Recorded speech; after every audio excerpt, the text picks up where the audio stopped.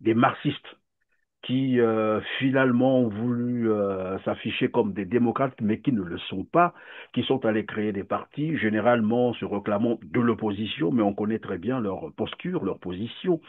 Lorsqu'on a en face cette kyrielle de partis, soit dit en passant de l'opposition, des primaires de l'opposition, ça vous dit? Bon, écoutez, euh, ça c'est ce qu'on appelle la- les amusements. Il faut amuser les gens euh, parce que sinon ils vont commencer à bien réfléchir. Hein. Donc on envoie des gens venir animer la toile parce que sinon la toile serait maussade. Donc il faut l'animer. Ils ont raison d'animer la toile. Et vous savez, ce que nous vivons, euh, si les gens ont véritablement pensé à la souffrance, on n'aurait pas ce type d'amusement. Quand on a manqué euh, dans l'histoire une issue qui aurait pu préserver beaucoup de choses, il faut éviter de recommencer la même chose. Oui, mais malheureusement, si vous avez suivi ces derniers temps-ci les déclarations du Parti congolais du travail, mais qui tournent autour de ces événements, qui ne cessent de rappeler ces événements de 90 et de 97 pour dire attention, sinon on repartira. Ils parlent même de déterrer la hache de guerre. C'est bien le PCT qui en parle encore. Mais M. Perrin, ce sont des gens irresponsables. C'est toujours le PCT qui parle que nous avons des hommes et des armes. Mais ils oublient jamais, ils oublient que les autres aussi peuvent en disposer. Hein? Je prends le cas le plus récent, là, le plus récent de l'Iran. On est allé décapiter les plus grands chercheurs et les grands officiers. La situation euh, qui est si grave que Denis Sassou Nguesso nous laisse en héritage est le résultat des politiques qui viennent de loin. Tous ceux qui ont présidé au Congo ont tenté d'amener le Congo vers sa reconnaissance en tant que nation. Alors il y a eu de la brutalité qui a, qui a meurtri beaucoup. Mais il nous faut donc nous dépasser, surtout au temps où, en cette période, la brutalité a atteint un paroxysme, c'est-à-dire un niveau jamais égalé, jusqu'à être inscrit sur la liste noire des États-Unis d'Amérique. C'est là où les Congolais doivent montrer qu'ils sont des génies qui sont capables de se surpasser pour se reconstruire, se restructurer de telle sorte que les gens se disent ce n'était qu'un rêve, Sassou n'a jamais été président. On a rêvé.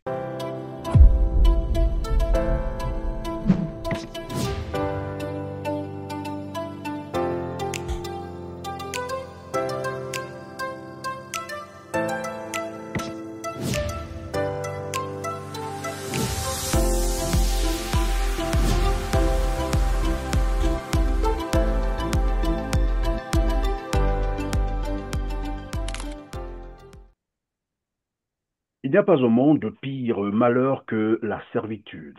Mal nommer les choses, c'est contribuer au malheur du monde, disait Albert Camus.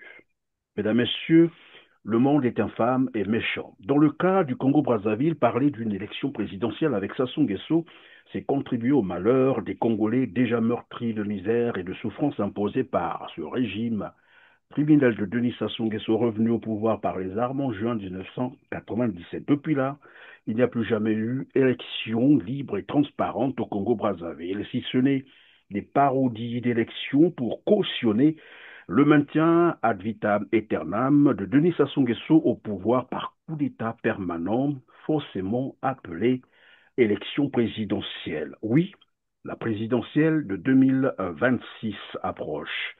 Élection, vous avez dit? Non, c'est plutôt très mal nommé. Un nouveau coup de force, une farce électorale, toujours pour le maintien de Denis Sassou Nguesso au pouvoir. On en parle aujourd'hui avec notre invité, Modeste Boukadia, président du CDRC, le Cercle des démocrates et républicains du Congo. Bonjour, monsieur Boukadia. Bonjour, Monsieur Perrin. C'est une joie d'être de nouveau ensemble pour édifier le peuple congolais, surtout sur la délicate question de son inscription sur la liste noire.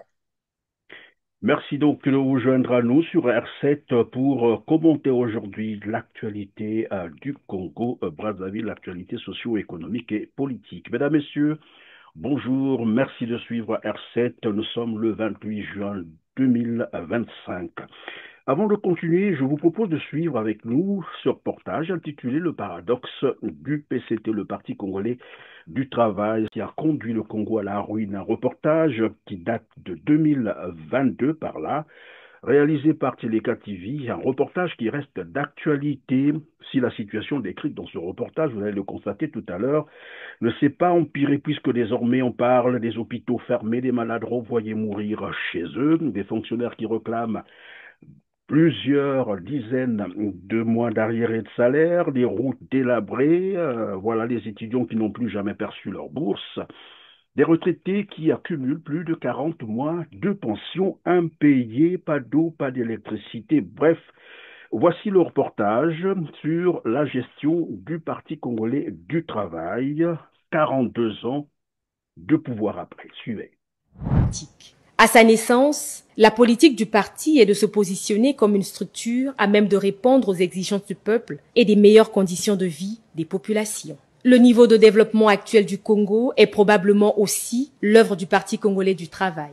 Mais au regard du nombre d'années au pouvoir, une certaine opinion constate un paradoxe entre les pouvoirs que détient le PCT et l'état actuel du pays. Et l'on voit un manque de volonté politique, sinon une démission du grand parti. Il n'a qu'à voir le site internet du PCT, www.pct.cg, pour s'en rendre compte. Ce site, qui se confond souvent avec le premier en .org, non supprimé, n'est pas actualisé. La dernière publication dans l'onglet de l'actualité remonte à juillet-décembre 2021, alors qu'il y a eu d'autres activités récentes comme celle de la réception des élus du parti au Palais des Congrès. À plus de 90%, le gouvernement est composé des membres du PCT, la plupart des directeurs généraux, centraux et autres, les maires et administrateurs maires, les préfets, sous-préfets et les présidents des conseils départementaux et municipaux sont soit membres du parti en majorité ou des auxiliaires actifs et réservistes du parti. Ils sont donc présents dans les sphères de décision, à l'exécutif comme au législatif, pour ne pas citer le judiciaire. Mais pourquoi diable les mêmes mots persistent, s'interroge un citoyen de Sibiti. Le président de la République, Denis Sassou Nguesso, déterminé et dévoué, octroie des budgets colossaux pour matérialiser sa vision du développement,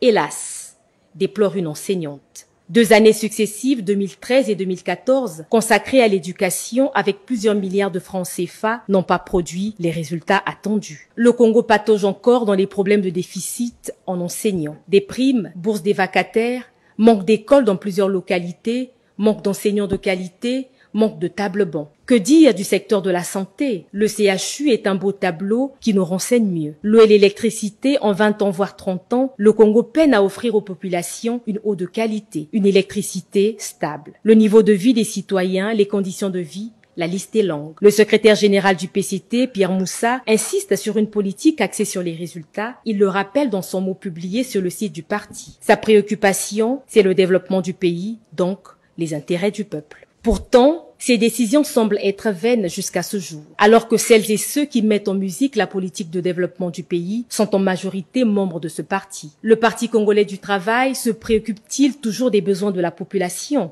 Qu'est-ce qui explique l'enrichissement du jour au lendemain de plusieurs cadres, les députés et ministres qui vivent dans l'opulence au détriment du peuple? Le PCT serait-il à bout de souffle? Serait-il dans l'incapacité de supporter le poids du Congo? Ou a-t-il cessé de vivre pour le peuple, rien que pour le peuple? Ce parti serait devenu un lieu de refuge pour certains fraudeurs, corrompus, qui échapperaient à la justice.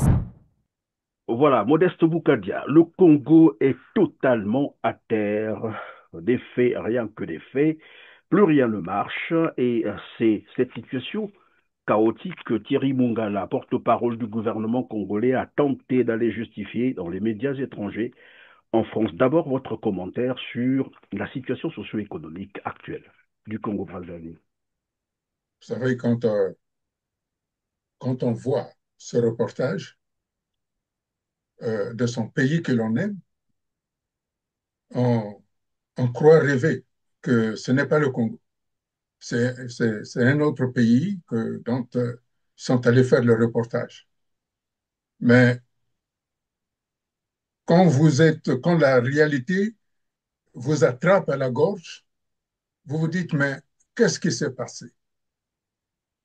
Qu'est-ce qui s'est passé pour que un bijou comme le Congo est devenu une poubelle, est devenu un mouroir? Et on voit un porte-parole venir pavaner à Paris pour venir vendre cette saleté-là à un pays comme la France.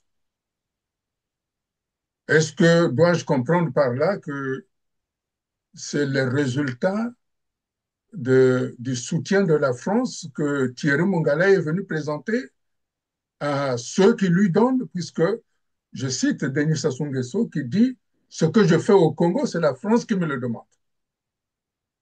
Est-ce que Thierry Mongala est venu présenter dans les médias français le résultat des conseils de la France à Denis Sassou Nguesso? Mais est-ce qu'en d'autres termes, Monsieur Modeste Boukadia, ça veut dire, puisque vous rappelez là, Denis Sassou Nguesso qui a, semble-t-il, déclaré que ce qu'il fait, c'est la France qui le lui demande. Ça veut dire que la misère dans laquelle est plongé le Congo aujourd'hui, tout ce que nous avons décrit, la situation actuelle socio-économique du Congo, pas d'eau, pas d'électricité, des routes délabrées, des hôpitaux fermés, tout ça aussi, c'est la France qui le lui demande. Écoutez, si vous me posez la question, moi je vous dirais, euh, si j'étais aux affaires, je vous donnerais mon bilan. Et lui, le bilan, c'est lui-même qui le dit. Ce n'est pas qu'on a entendu dire. C'est lui-même qui le dit que ce que je fais au Congo, c'est la France qui me le demande. Et en voie de conséquence, la France ne peut pas me virer.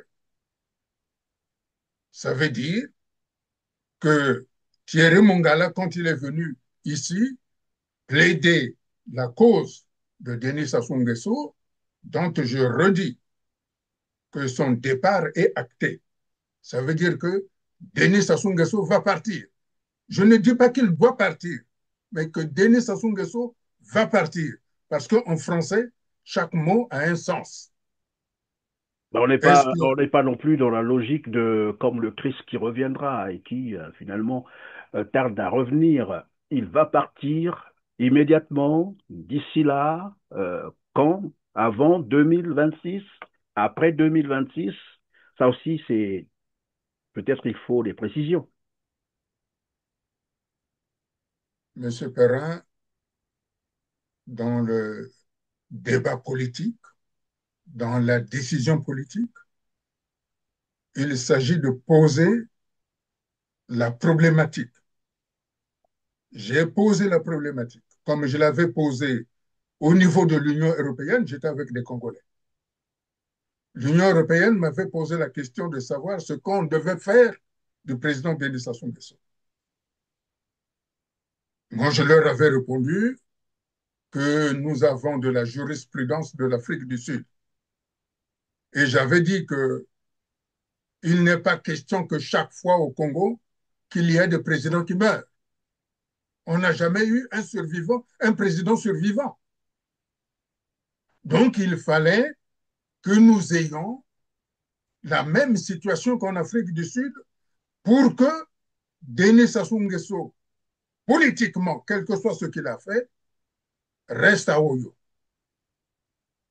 Voilà ce que j'avais soutenu. Et c'est ce que j'ai soutenu aussi au niveau du Congrès américain lorsque j'avais été reçu. Et c'est ce que j'ai expliqué longuement, que ce soit à l'Élysée ou au Quai d'Orsay ou à l'Assemblée nationale. J'ai dit qu'il faut trouver une solution politique. Et une Parce solution que politique, laquelle concrètement? Vous faites allusion à quel type de solution? je viens de dire, monsieur Perrin, que si on veut avoir la paix au Congo, à laquelle Denis Sassou tient, et pour cause, si Denis Sassou Nguesso veut avoir la paix, il faut qu'il liquide tous les parents, tous les amis de tous ceux qui sont morts. Parce que ces gens-là n'ont pas encore fait le deuil. C'est la seule façon d'avoir la paix. Ou alors, il faut qu'il fasse ce que moi je lui demande. J'ai pris il y a quelque temps euh, euh, un parallèle du président Kabila à Mobutu. Il faut qu'il aille se reposer. Et Mobutu avait répondu, c'est une plaisanterie de mauvais goût. L'histoire en a décidé autrement. Est-ce que c'est ça que nous voulons? Ce que je sais, c'est qu'il va partir. Mais c'est à lui, c'est à vous que je le dis dans votre chaîne, dans une de vos émissions. J'ai dit que celui qui doit choisir la manière par laquelle il doit partir. Parce que moi, je souhaite que Denis Sassou Nguesso aille faire son marché au marché total. C'est Oui, ça mais ce que je veux. si c'est Denis Sassou Nguesso qui va choisir la manière dont il doit partir, les faits sont là, nous montrent, et l'expérience a montré qu'il veut mourir au pouvoir. Dans tous les cas, ce n'est plus voilà, un Mais, secret, hein, ce n'est pas mais, une devinette non plus. Tout le mais, monde voit comment il s'accroche au pouvoir, et là, il est en pleine préparation. Déjà, il est en pleine campagne malgré tout ce qui se dit. On l'a encore vu, c'est hier, vendredi, où il est allé inaugurer une distillerie. Voilà, et on l'a vu, c'est une campagne visiblement affichée. Déjà le pavoisement, quand vous regardez, il y a eu presque les drapeaux du PCT à la place des drapeaux de la République du Congo.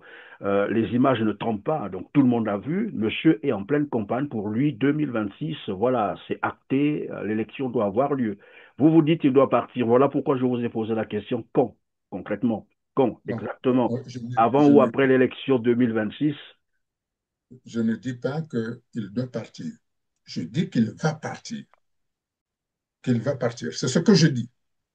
Quant à son spectacle qu'il donne, ça ne regarde que lui. Ça ne regarde que lui. Vous savez, Monsieur Perrin, il y avait des gens beaucoup plus puissants que lui. Mais cette voie-là, je ne l'aime pas. Parce que ça ne règle pas les problèmes. Moi, je ne suis pas, euh, je ne fais pas la guerre. Hein. Moi, je suis un homme politique qui propose des solutions politiques. Parce que même quand on fait la guerre, ce sont les politiques qui prennent la décision de la fin de la guerre. Bien Ça, c'est entendu, mais connu. puisque vous êtes dans la logique d'un pacifiste, je vous comprends très bien, Non, non, démocrate, non, je tout ne à suis fait. pas un pacifiste. Non, non, non, Monsieur Bérin. Il ne faut pas me mettre dans la catégorie de Mais pacifiste. vous êtes démocrate. Les démocrates Je suis sont... un démocrate et un républicain. Je ne suis pas un pacifiste. Je Alors, suis donc, un démocrate et un républicain. un républicain, Parce évidemment, qu'un pacifiste, c'est un naïf. un pacifiste Moi, est je ne un suis pas naïf. naïf. Bon, si, s'il faut parler de démocratie ou de démocrates au Congo-Brazzaville, nous voyons bien que cela fait quand même plus de 42 ans que monsieur, là, avec une petite, voilà, parenthèse de 3 4 ans, l'époque, les Souba, monsieur s'est maintenu et tous les démocrates qui ont tenté de croire, voilà, au changement du pouvoir au Congo-Brazzaville, c'était à l'heure, il faut le dire comme ça. Il est toujours là. Non, parce que malheureusement, il y a des gens qui ont cru à des sirènes. Il y a Ceux que vous appelez des démocrates, ils s'habillent des habits de la démocratie qui ne sont pas des démocrates, puisque en général, ils sont tous nés du PCT. Donc, quand tu es né au PCT, c'est difficile d'être démocrate, même si tu le cries, même si tu exposes. Les vrais démocrates, ce sont ceux qu'il met en prison. Les républicains, c'est ceux qu'il met en prison. Donc, ceux qui se disent que démocrates, soi-disant, qui parlent et qu'ils tolèrent, ce ne sont pas des démocrates, ce sont des obligés. J'ai déjà dit qu'au Congo, il y a deux types de politiques. Il y a les obligés qui sont nés du PCT, qui, au moment de la conférence nationale, pour faire le plein de voix au moment des plénières, pour prendre des grandes décisions, sont sortis du PCT pour créer des partis politiques, pour créer des associations, pour qu'ils soient nombreux et pour qu'ils pèsent. Et ces gens-là, se sont finalement, ont continué à être. Et vous voyez que ce sont les mêmes qui se disent démocrates alors qu'ils sont issus d'un parti qui ne l'était pas. Vous savez, on est démocrate, on ne devient pas démocrate. Dans Quand le contexte que quelqu'un, vous décriviez, Modeste Boukadia, je vais insérer juste une petite question comme ça, c'est une parenthèse. Vous avez probablement suivi, et sur la toile, il y a un débat comme ça qui a été lancé, des primaires de l'opposition. Or, tel que vous êtes en train de décrire la situation des partis, en fait, des marxistes, qui finalement ont voulu s'afficher comme des démocrates, mais qui ne le sont pas, qui sont allés créer des partis, généralement se réclamant de l'opposition, mais on connaît très bien leur posture, leur position. Lorsqu'on a en face cette kyrielle de partis, soit dit en passant de l'opposition, des primaires de l'opposition, ça vous dit? écoutez, euh, ça c'est ce qu'on appelle la, les amusements. Il faut amuser les gens euh, parce que sinon ils vont commencer à bien réfléchir. Hein? Donc on envoie des gens venir animer la toile parce que sinon la toile serait maussade. Donc il faut l'animer. Ils ont raison d'animer la toile. Et vous savez,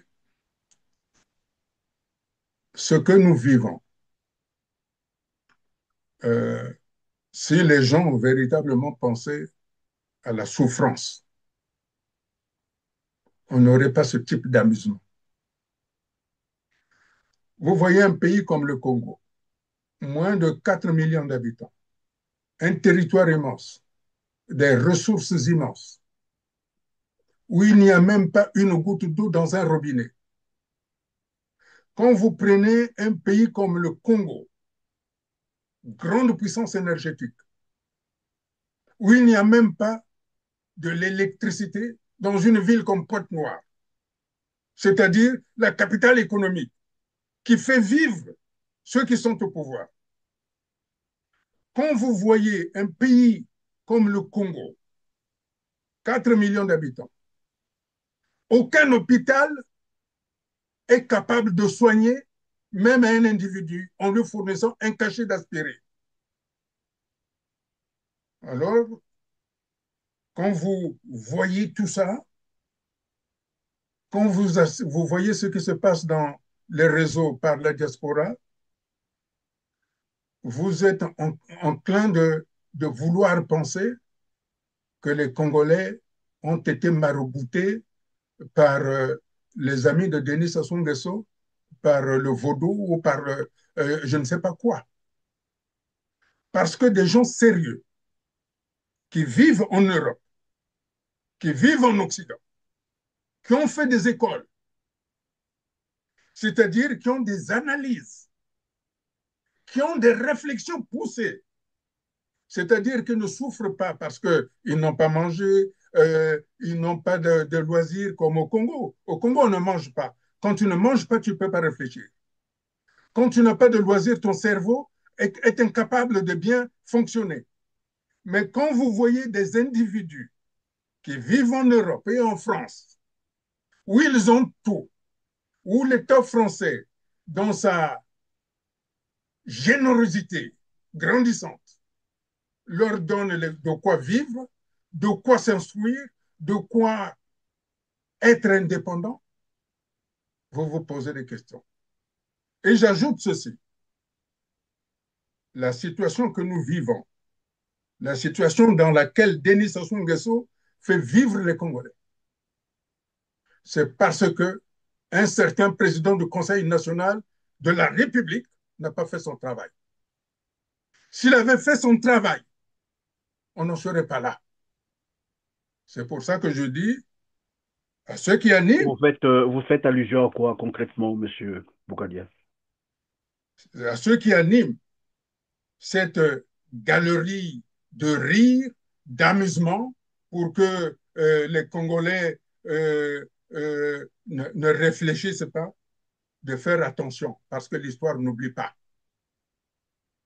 L'histoire n'oublie pas. En sorte aussi, Et je vous ai bien enfin, compris, Monsieur Mboukadia, la primaire de l'opposition est une farce. C'est ça, c'est une comédie. Devons-nous. c'est ce que je dis. Donc, il faut arrêter avec ces débats inutiles parce que, je redis, nous vivons cette situation parce qu'un président du Conseil national de la transition de la République, qui était donc l'Assemblée nationale de transition, n'avait pas fait son travail. Et quand je dis ça, les gens doivent comprendre. Vous parlez de Surtout que Monseigneur, c'est ça? Combo? c'est pour ça que je dis ceci.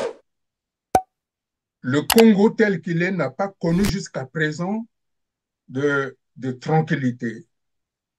Euh, Presque à la naissance de la République, février 1959, on a connu des drames.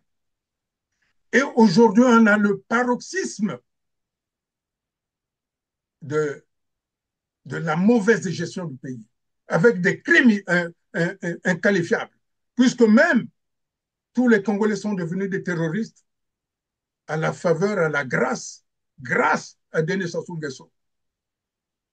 Et donc, quand on arrive dans cette situation,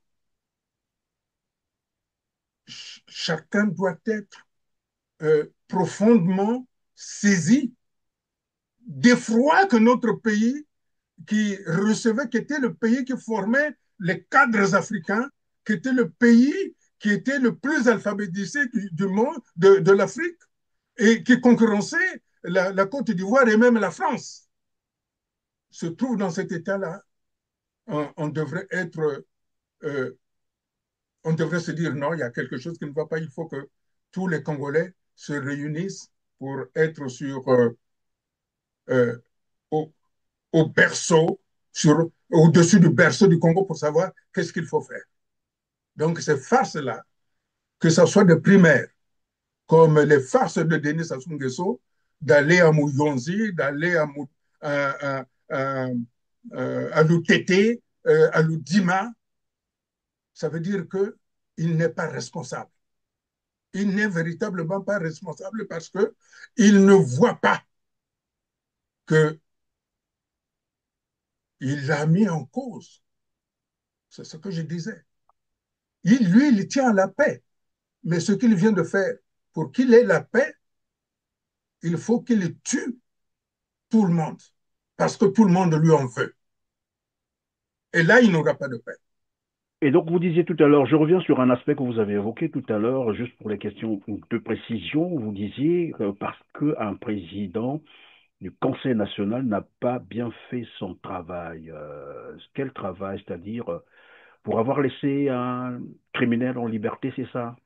Je fais allusion ici Denis Sassou Nguesso, dont un acte avait été pris, je crois, à la conférence nationale, qui l'incriminait et qui le rendait responsable de tous les crimes allant du 18 mars 1977 au 2 avril de la même année. Et que tous les crimes qui s'étaient perpétrés pendant cette période, c'est Denis Sassou Nguesso qui en était le responsable et devrait répondre devant le tribunal. Mais cet acte n'avait jamais été exécuté. C'est de cela que vous faites allusion. Vous savez, ça, ce sont des repères. Quand on a ces repères, on peut donc évoluer pour aller vers une solution de, de lucidité politique. Quand on a manqué euh, dans l'histoire une issue qui aurait pu préserver beaucoup de choses, il faut éviter de recommencer la même chose. Oui, mais malheureusement, si vous avez suivi ces derniers temps-ci les déclarations du Parti congolais du travail, mais qui tournent autour de ces événements, qui ne cessent de rappeler ces événements de 90 et de 97 pour dire attention, sinon on repartira. Ils parlent même de déterrer la hache de guerre. C'est bien le PCT qui en parle encore. Mais M. Perrin, ce sont des gens irresponsables. C'est toujours le PCT qui parle que nous avons des hommes et des armes. Mais ils oublient jamais, ils oublient que les autres aussi peuvent en disposer. Hein? Je prends le cas le plus récent, là, le plus récent de l'Iran. On est allé décapiter les plus grands chercheurs et les grands officiers. Donc, moi, je pense que c'est malheureux que des gens comme ça, hein, par des situations difficiles. Vous savez, j'insiste là-dessus. Euh, il y a des gens qui ont perdu leurs parents, qui n'ont jamais fait de deuil. Denis Sassou Nguesso, chaque fois, il va aller honorer la mémoire de sa fille. Il sait où est enterrée sa fille. Il sait où est enterrée sa maman. Mais il y a des gens qui ne savent pas où sont enterrés leurs parents ou leurs enfants. Et ces gens-là n'ont jamais fait de deuil. Je peux parler des disparus du beach. Je peux parler de l'accident de Vukuti. Je peux parler d'Ikonongo. Je peux de Congono. Je peux parler de Petits Matins. Je peux parler de ceux qu'on a jetés dans des fosses communes à Itatolo. Mais il y a Hein? des fosses communes aussi dans le département du Poul, oui, on en parlait ici sur ce Non, mais dossier. c'est pour vous dire que ces gens-là n'ont jamais fait leur deuil. Quand je dis ça sauve la paix, mais il faut qu'il tue tous les parents de Blaise Adoua, du général Blaise Adoua. Il a eu des parents et des amis. Vous savez ce qu'ils pensent? Hein? Vous savez ce que pensent les parents de Pierre Anga? Vous pensez ce que pensent les parents qui sont morts à Ikongono? Vous pensez ce que pensent les parents des enfants qui ont été tués au stade? Hein? Vous, vous, vous pensez ce que les enfants du président Alphonse Massamba Deba pensent alors qu'ils n'ont même pas leur corps? Et pendant ce temps-là, Denis Sassou Nguesso amène tout le monde à Oyo pour aller honorer sa fille.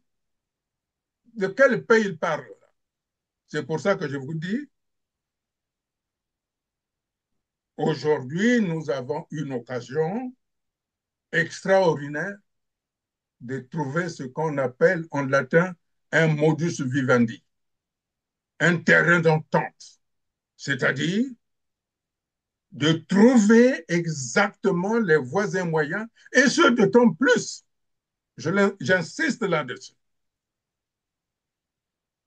que Sassou Nguesso nous a mis dans une situation inouïe, celle de dire que tous les Congolais sont des terroristes.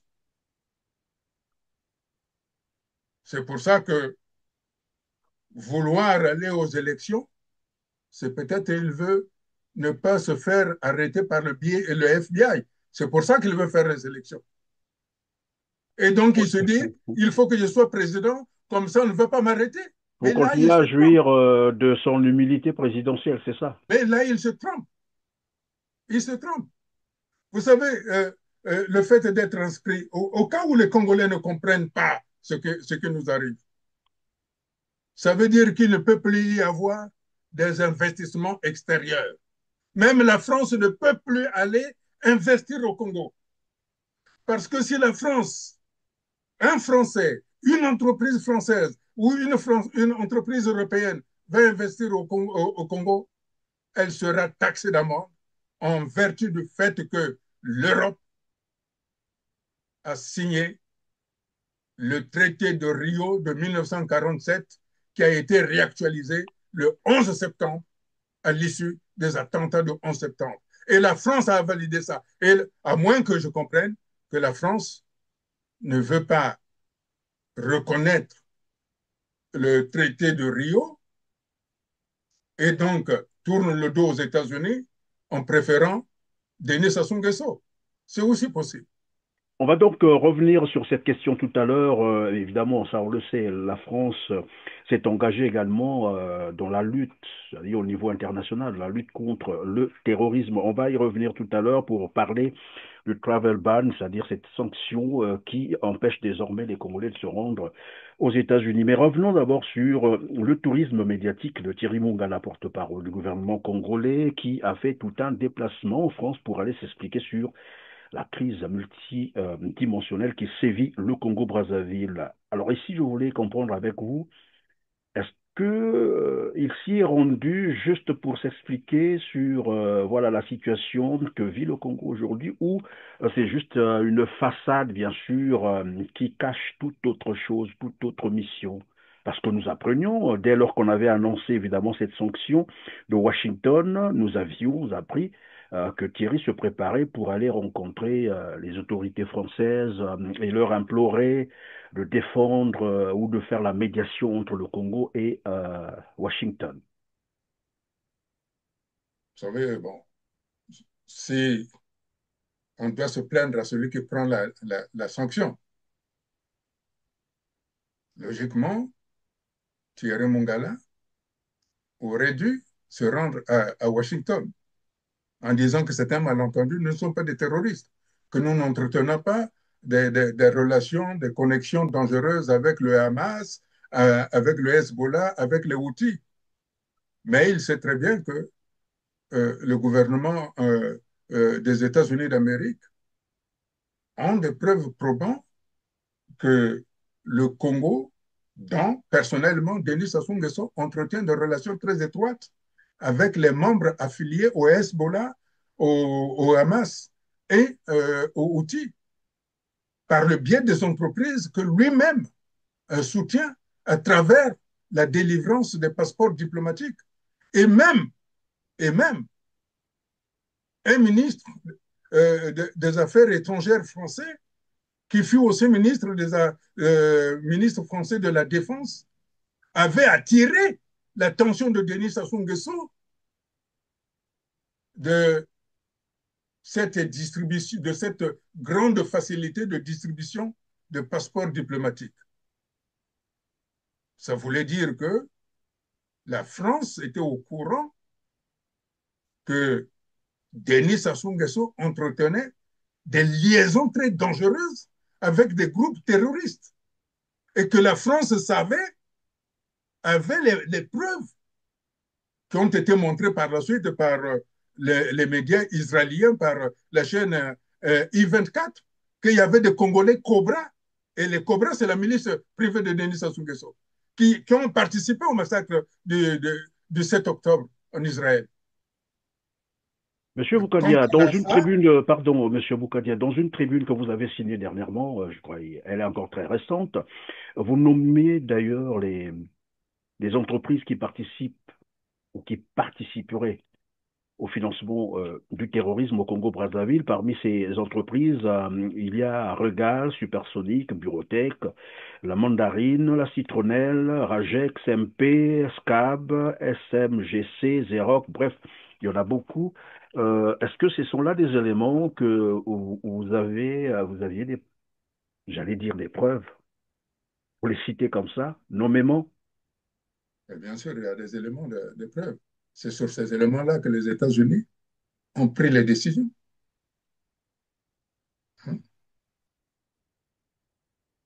Quand on avait attiré l'attention, quand on attire l'attention de quelqu'un, on prend les dispositions. Et tous les Congolais savent. Et dans cette liste-là, et il y a des entreprises à Pointe-Noire, hein, qui sont tenues par les ressortissants du Yémen qui sont affiliés aux Houthis, hein. Donc, vous comprenez que euh, le déplacement de Thierry Mongala n'était pas venu expressément pour venir présenter à la France des doléances de les aider, mais de leur permettre que les États-Unis retirent du Congo sur euh, de la liste noire. Mais laissez-moi vous dire, la France est restée sourde. Elle est restée sourde, comme si elle n'entendait rien. Et pour cause. C'est pour ça que ce déplacement, ce tintamarre, cette offensive de Thierry Mongala à Paris montre bien l'embarras dans lequel se trouve le Congo. Même si ils ont fait un blocus pour que les Congolais n'aient pas conscience de ce qui nous arrive. Parce qu'en réalité, lorsque le Congo est sur la liste noire, ça, on a bouché l'avenir de la jeunesse, mais pas de leurs enfants, mais de la jeunesse, des laissés pour compte. Oui, mais leurs enfants sont aussi des Congolais, non? Ils devraient être impactés négativement Mais vous par savez, cette décision. avec l'argent qu'ils ont, ils peuvent aller vivre comme ils ont l'habitude d'aller faire des mariages au Qatar, hein. Hein? Et Mais Monsieur vos Modeste enfants, Boukadia, est-ce que vous pensez que c'est toujours à cause de cette sanction que Thierry Mongala serait beaucoup plus inquiet? C'est ce que nous apprenions d'ailleurs. Et bien sûr, l'actuel président, même si vous n'avez pas qu'on les appelle comme ça, l'actuel président de l'Assemblée nationale, je citais Isidore Onvouba, c'est ça? je ne sais pas si c'est véritablement, ils s'inquiètent du Congo, du sort du Congo, que le Congo soit inscrit sur la liste noire, que tous les Congolais soient devenus des terroristes. Je ne pense pas. C'est le cadet de leurs soucis.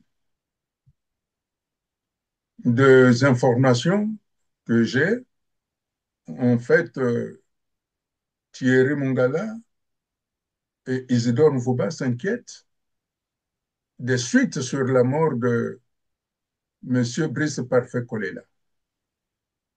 Alors, je suis ahuri, je suis atterré au moment où le Congo est sous sanctions diplomatiques, sous sanctions économiques, sous sanctions financières, et qu'il y a un isolement diplomatique international.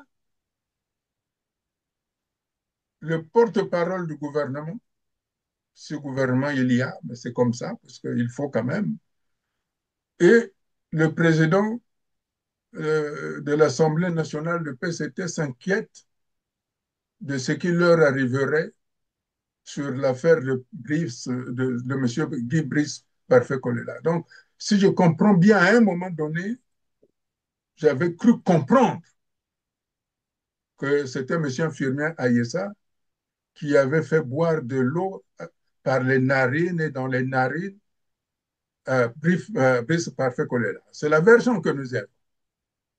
Est-ce dois-je comprendre que cette peur, cette inquiétude de Thierry Mongala et d'Isidore Mvuba, est-ce qu'ils sont ils ont été complices de l'assassinat de Guy Brice Parfait Kolela?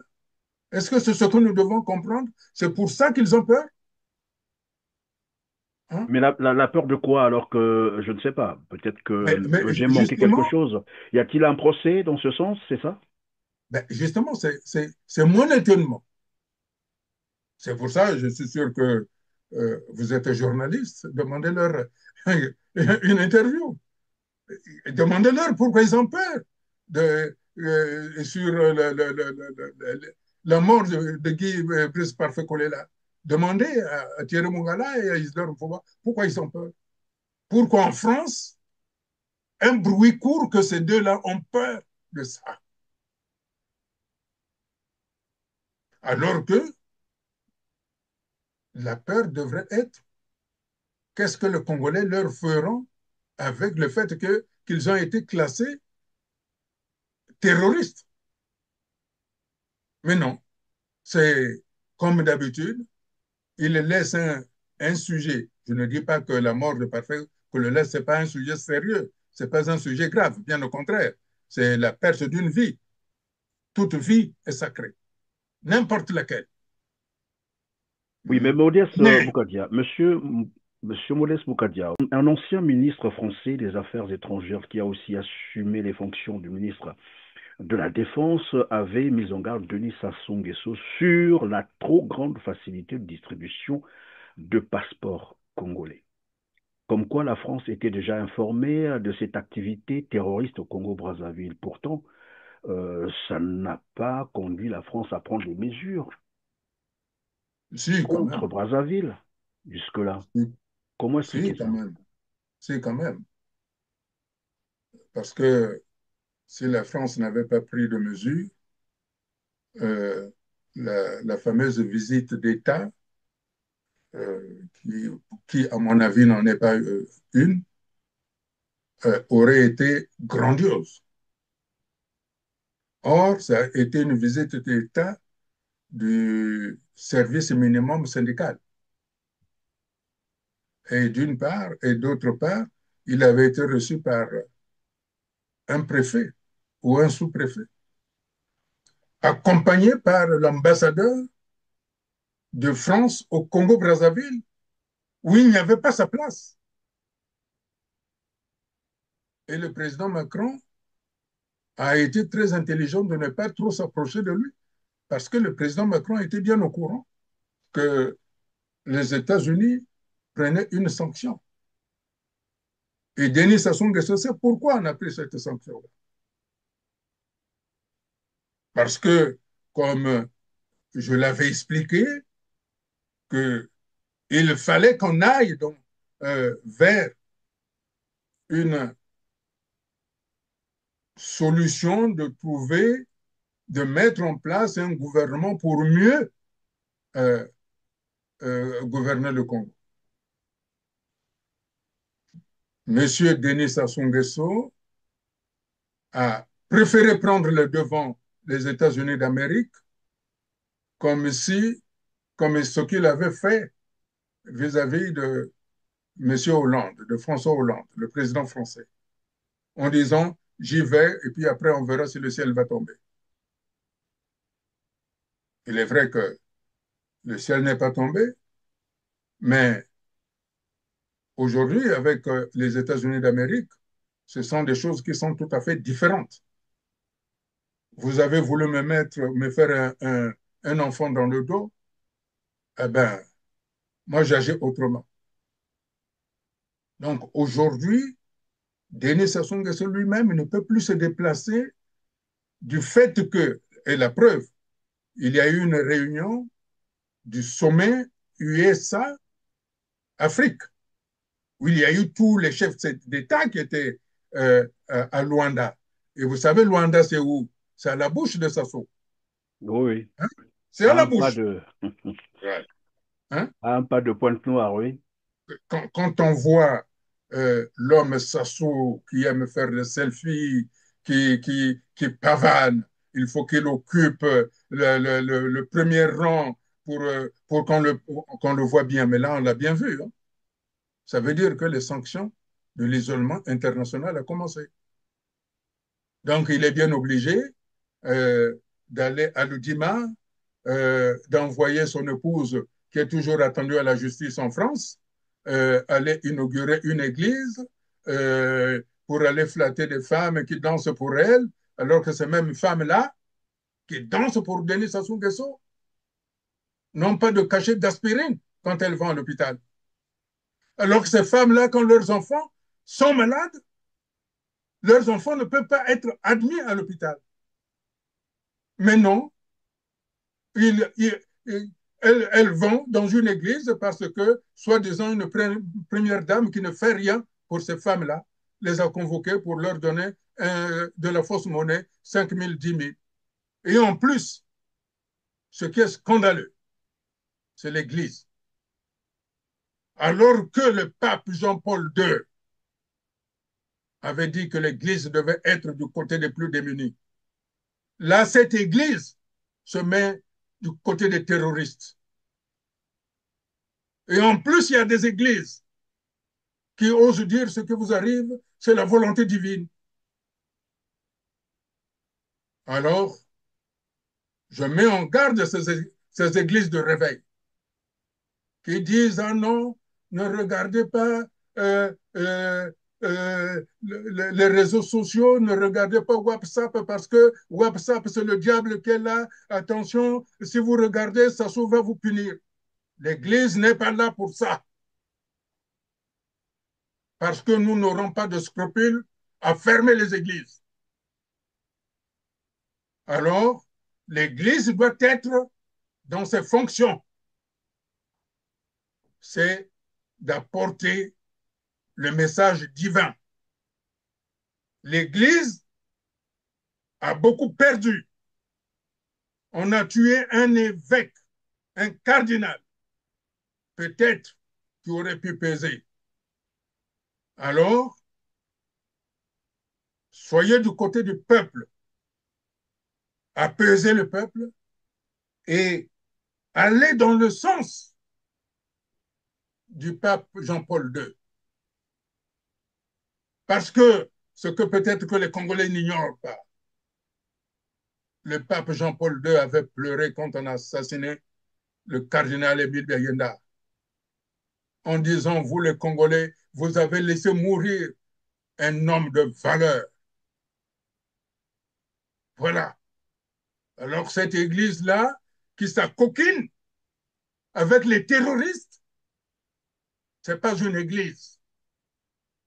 Ce n'est pas une église. Ça Une maison devient, plus. ça devient une succursale des associations terroristes. Évidemment, je vais vous faire réagir donc en dernier lieu et probablement que ça sera la fin aussi de cette émission, puisque vous parlez déjà de l'Église, probablement que vous faites, ou certainement, que vous faites allusion à l'inauguration de la paroisse de Vouvou, où le Premier ministre est allé voilà, s'afficher avec la Première Dame.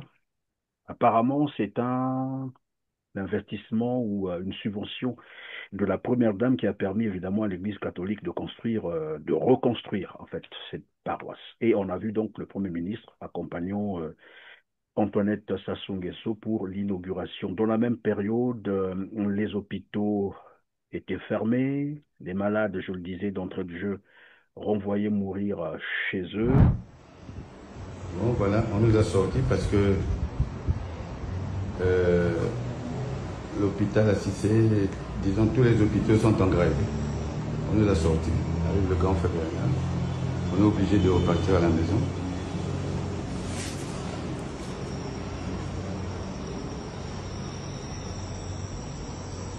L'hôpital à Cissé est en grève. Tous les malades sont sortis. Tous les malades sont sortis. Voilà, c'est vide.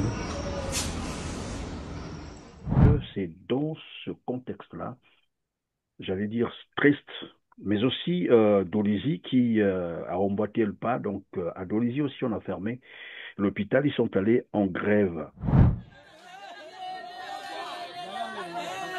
L'hôpital général de Dolisie déclenche sa grève. Hein, c'est bien affiché. Mesdames, messieurs, il faut revoir. Là, on est parti. C'est terminé. Je dis, c'est terminé.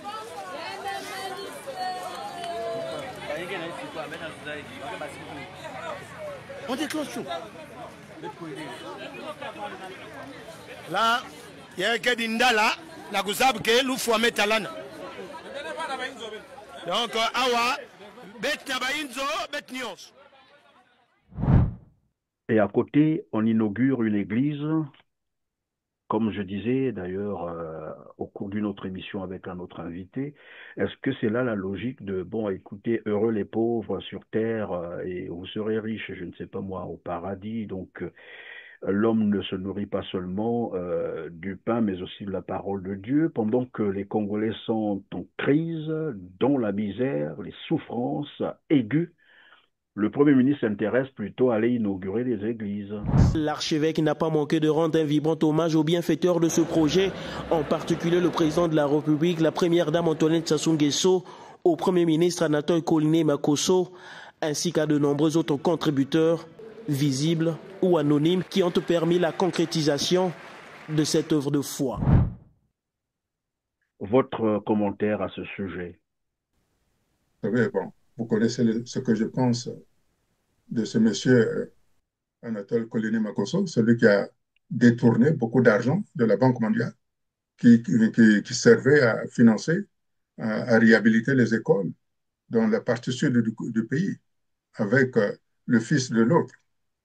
Donc, quand on voit un homme comme ça, avec une dame, dont sa fondation a pratiqué des essais cliniques sur des prisonniers, on peut se demander, on ne peut pas s'étonner, hein, soit disant que c'est une première dame. Hein. Une première dame s'occupe des bébés. Une première dame s'occupe des conditions de vie des femmes. Une première dame s'occupe des hôpitaux, s'occupe des dispensaires, s'occupe des écoles. Ça, voilà le rôle d'une première dame. Une première dame n'a pas allé faire construire une église. Ça sert quoi? À quoi ça sert une église? À quoi ça sert? C'est Et une d'ailleurs, institution pendant que vous privée. posez cette question, à quoi ça sert? Nous posions cette question sur ce même plateau. On se disait, mais pourquoi est-ce que l'Église ne renvoie pas ses dons ou ses donations pour demander à ses gouvernants de construire plutôt des hôpitaux, des unités de production pour embaucher des jeunes, que de continuer à construire des églises, des basiliques à offrir à l'Église catholique? Ça paraît un peu paradoxal tout de même. Écoutez, si un pays est développé, il y a des mécènes. Ça se comprend. Mais un pays comme le Congo, où les hommes politiques sont identifiés à des criminels, des terroristes, et surtout qu'ils sont devenus des terroristes parce qu'il y a justement des blanchiments d'argent et il y a de la fausse monnaie qui circule. Ça veut dire que l'Église qui reçoit ces dons-là fait du recel et c'est condamnable. Donc l'Église qui est chargée d'apporter la morale devient receleur, c'est-à-dire ça coquine, s'approprie des biens mal acquis d'un pays. Alors si l'Église qui est censée apporter la tranquillité de cœur elle-même, ça coquine avec ceux qui troublent le cœur, l'Église n'a plus sa fonction d'être. Bon, après, on va pas mettre toute l'Église dans le même panier. Hein. Dans l'Église, il y en a qui sont, mais qui pratiquent, comme qui dirait, leur foi normalement, hein, avec dignité, qui prient le bon Dieu. Bon, dans le même temps, c'est dans cette même voilà Église, malheureusement, il y a aussi des brebis galeuses, il faut l'appeler ça comme ça. Et ici, nous avons des exemples des loups, dont la bergerie. Et puis, je me posais la question, mais depuis quand les membres ou les partisans du PCT ou le parti marxiste du PCT ont-ils commencé à prier ou à penser ou à se soucier des chrétiens? C'est quand même étonnant, non? Comme ça, et voilà, ils s'intéressent à l'Église alors qu'on connaît bien la doctrine du marxisme-léninisme. Vous savez, avec le PCT, avec Denis Sassou Nguesso, on n'est pas à un paradoxe près. Vous savez, vous venez de le dire, il était marxiste au départ. Il est toujours resté, même s'il fait Et, semblant de... et puis après, il a vu la qualité du capital, il est devenu capitaliste. Et puis après, ah, il a dit, ah non, non, il me faut vraiment être protégé. Il est devenu franc-maçon. Ah non, non, non, après, ah non, non, non, il faut que il est devenu bouddhiste, je crois, musulman, je ne sais pas quoi. Il embrasse tout. Il, Il il mange, embrasse tout. il mange à toutes les sauces alors. Non, vous savez, Monsieur Perrin, euh, on semble rire, mais la situation du pays euh, doit nous préoccuper, mais préoccupe énormément. C'est pour ça que je pense qu'il y a des solutions et ces solutions passent forcément euh, par la transition politique structurelle apaisée qui permettra donc d'apporter au Congo la stabilité par la restauration de l'État. J'insiste là-dessus parce que chaque fois, on nous dit que ce qui arrive au Congo, c'est parce qu'il n'y a pas d'État. Et l'État est la garantie de tout le monde, et même du chien. Alors, c'est pour ça que nous devons tout faire, vu la situation du pays, de ne pas entendre les sirènes. Parce que quand j'entends qu'il y a des candidats, euh, un pays comme le Congo, où il n'y a aucune structure économique, il n'y a pas, il y a pas d'entreprise, où ces gens qui sont des candidats ont-ils trouvé, combien vous m'avez dit la dernière fois, C'est 25 25 millions? millions, oui, presque Où ils ont 30 trouvé les 000 25 dollars, millions? 30 000 € par là. Oui. Où ils ont trouvé ça? Un pays qui ne travaille pas, un pays où il n'y a pas de salariés, où ils ont trouvé 25 millions. Hein? Mais en Ils plus, c'est commencent une par dire, caution non remboursable, hein. c'est une caution non remboursable. Mais où ils ont trouvé ça, il faut qu'ils nous disent. Donc, vous comprenez que euh, l'état du pays actuel, vraiment, au-delà d'être obligé, c'est de dire, nous devons nous élever au-delà de nos petites préoccupations. Et surtout que euh, ce dont je suis sûr, et je le dis, sinon je ne m'appellerai pas Modeste Boukadia, Denis Sassou Nguesso va partir. Ceux qui l'accompagnent, qu'est-ce qu'ils vont faire? Qu'est-ce qu'ils vont faire? Ils vont dire que nous étions pour le payer. Parce qu'il ne faut pas oublier, et là, il y a eu la force de caractère du général de Gaulle. Il y a eu beaucoup euh, des collabos qu'on a failli euh, qu'on a failli pendre. Mais le génie du général de Gaulle avait dit, si on pend tout le monde, la France n'aurait plus d'enfants. Mais est-ce qu'au Congo, il y aura des gens qui seront susceptibles de dire, ah non, malgré tout, il faut que nous travaillions ensemble? Je ne pense pas. Il faut Donc, craindre que ça puisse se passer comme à Kinshasa lors de la chute de Mobutu. On a vu comment. Mais ça s'est très mal terminé pour les partisans de Mobutu, certains partisans de Mobutu. c'est pour ça que je dis, imaginons aujourd'hui, les gens comptent, ah non, mais si ça se meurt, nous, on prend le pouvoir. Mais celui qui va prendre le pouvoir, qu'est-ce qu'il va faire? Il va commencer par élaguer, éliminer tous ceux qui sont autour. Parce qu'il faut qu'il reste. Mais n'oubliez pas, celui qui vient sera beaucoup plus cruel que Denis Sassou Nguesso, quel que soit ce qu'il va être. C'est-à-dire Donc c'est celui pour qui ça que viendra par coup de force, c'est-à-dire par la même manière que Denis Sassou Nguesso. j'entends bien, c'est de ça dont je parle. C'est pour ça que le mieux pour tout le monde, c'est de dire que la situation du Congo d'aujourd'hui nécessite que nous devons aller vers cette solution euh, paisible que j'appelle euh, la transition politique structurelle apaisée et que nous discutions avec la France, parce qu'il y a une France. Vous savez, j'étais il y a quelque temps en mission à Cognac.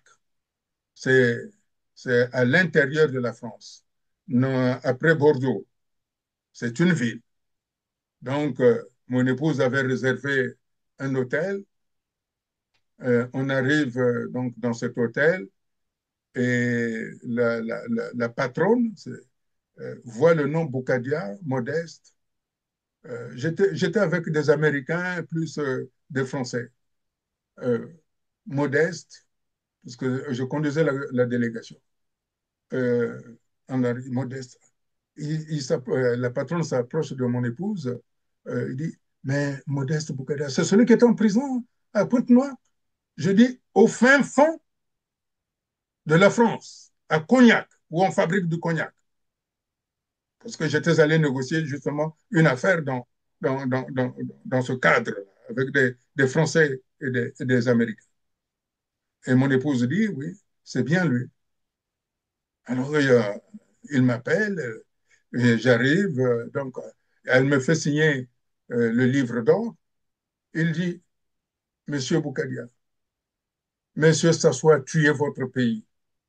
Mais le jour où il partira, je vous garantis, il y a beaucoup de Français qui aiment le Congo, qui voudront revenir pour aider ce pays à se reconstruire. Ça veut dire qu'il y a des Français qui aiment le Congo.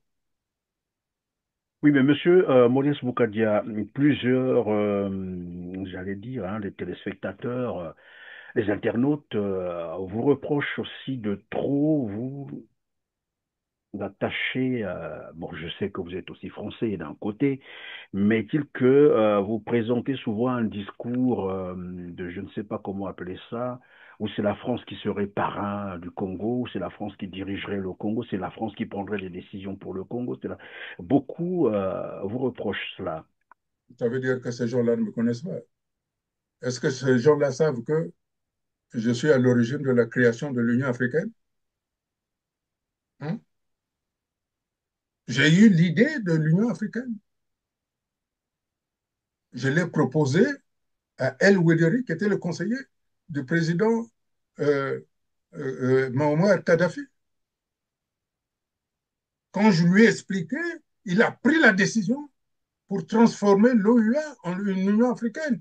Et dans ce cadre-là, il y avait un cahier de charges Oui, qui avait évidemment, été vous nous disiez proposé. sur ce même plateau que vous étiez aussi un des médiateurs dans la crise de la RDC et le Rwanda. Mais évidemment, moi, je reviens donc sur cette question où tout le temps, lorsqu'on parle du Congo, vous donnez l'impression que c'est le Congo qui, en fait, c'est la France Mais, qui doit mais, tout mais, mais, dicter. monsieur Perrin, il faut que vous Oui. compreniez qu'un pays ne peut pas fonctionner seul. Nous sommes dans une galaxie, dans un univers qu'il faut avoir des relations avec les pays. C'est pas pour rien qu'on appelle des relations bilatérales et des relations multilatérales. Multilatéral, oui. Vous comprenez? Donc, les gens qui disent que voilà, j'ai des acquaintances françaises, ils ne comprennent rien. Non, mais c'est Un- peut-être qu'ils mais- redoutent la même logique de Denis Sassou Nguesso qui avait promis défendre les intérêts français au cas où il y avait, par exemple, il s'agissait de décider entre le Congo et la France. Ben, Denis Sassou Nguesso, lui, il avait juré défendre plutôt la France au cas de conflit entre le Congo et la France. Et mais les gens craignent que vous soyez pourquoi restés dans voulez-vous la même, que, pourquoi vous voulez-vous soyez que dans je la sois même en, logique. pourquoi voulez-vous que je sois en conflit avec la France? Moi, la France, c'est un partenaire.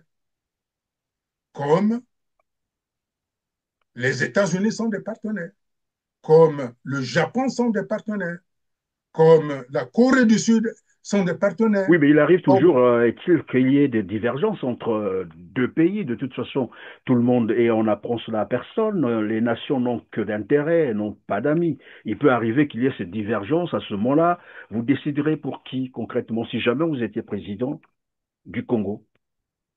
pourquoi voulez-vous que j'ai des divergences?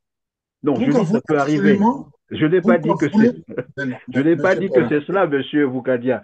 Si jamais cela arrivait, mais moi, je ne rentre pas dans cette hypothèse. Moi, j'ai je ne compris. rentre pas dans cette hypothèse parce que euh, l'intérêt que j'ai pour le Congo comme vous l'avez certainement su, que pour moi, le peuple congolais, c'est mon Dieu. C'était mon Dieu. Je ne sais pas si vous voyez la dimension à laquelle je me projette.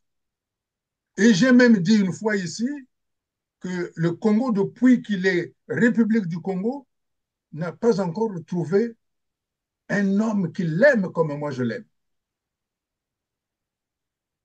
Donc, c'est pour ça que je ne vois pas pourquoi je dois être en divergence avec les États-Unis, en divergence avec la Chine, en divergence avec la Russie, en divergence avec Israël, en divergence avec l'Arabie saoudite, ou avec l'Afrique du Sud, ou avec le Brésil, ou avec l'Érythrée, ou avec l'Ouganda. Je n'apprécie pas la politique du Rwanda, c'est vrai, je l'ai dit, parce que se sont comportés comme des cannibales. Mais j'ai fait mes études en France, mais au Congo, quand j'ai fait mes études, la seule langue que moi j'ai apprise, c'est le français. Et à ce moment-là, il n'y avait pas de différence avec la France. Ceux qui nous ont mis en contradiction avec la France, c'est justement Denis Sassou Nguesso. Parce que, figurez-vous, Monsieur Perrin, pourquoi la France se comporte comme ça avec Denis Sassou Nguesso? Parce que Denis Sassou Nguesso a été faible. Mais quand une puissance se trouve en face de quelqu'un avec lequel ils peuvent discuter, en respectant les intérêts réciproques des uns et des autres. Mais vous travaillez. Hein? Donc, là où vous êtes, monsieur Perrin, vous êtes bien intégré. Si ce pays-là vous dit, vous allez travailler avec moi, vous n'allez pas préférer les intérêts du Congo, vous allez préférer les intérêts de là où vous êtes.